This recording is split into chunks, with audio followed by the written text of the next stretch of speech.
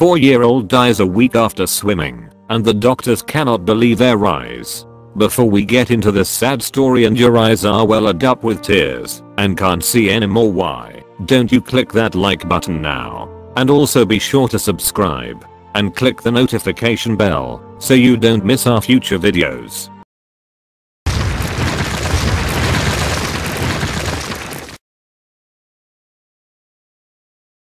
Parents constantly worry about their children.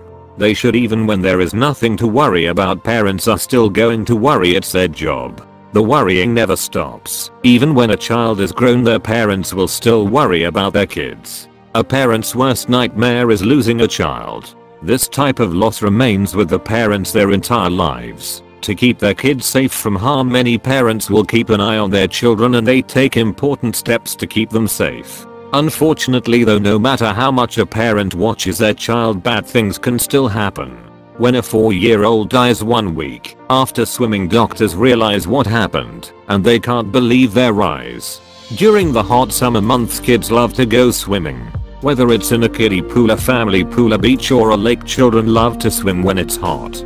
When a child is swimming, most parents keep a constant eye on them. Parents know that if they take their eyes off their child for even a second, tragedy can happen. Most parents don't expect to bring their healthy child home from the pool only to have them drown a week after they went swimming. Sadly though, this is exactly what happened to 4-year-old Frankie Delgado III. The boy's family was from Texas and they decided to take him swimming at the local pool one day. While Frankie was swimming, they kept a close eye on him. At the end of the day, Frankie got in the car and headed home with his parents. Everything was fine.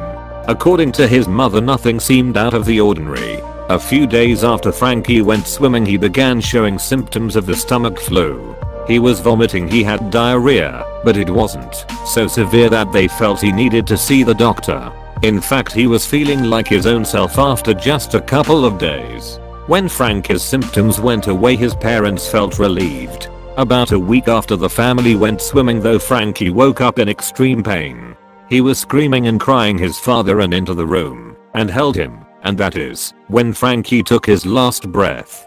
Frankie's mother Tara quickly called 911. When Frankie got to the hospital, the doctors and nurses did all they could, but they could not save Frankie's life.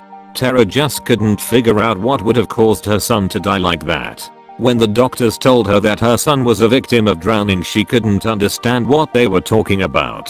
She told the doctors that her son hadn't gone swimming in a week, and when he did go swimming, he was only in knee-high water. While the doctors explained to Tara that dry drowning can occur over time, she was told that her son could still be alive. By the time they got Frankie to the hospital though, his lungs and heart had already filled with water. Tara and her husband were devastated with the loss of their son. Just choosing a casket and a burial plot for Frankie was gut-wrenching for his parents. After the funeral, Tara decided she wanted her son's death to mean something. To do this, she went on Facebook to raise awareness about dry drowning. She thought that if she could save just one child's life, her son's death would not be in vain. In her Facebook post, she mentioned the symptoms of dry drowning that all parents should look for after taking their children swimming. These symptoms let parents know that their child's not getting enough oxygen. The first and most obvious symptom is difficulty breathing after swimming. The second symptom is unexplained sleepiness or drowsiness. The third symptom is forgetfulness or a change in behavior.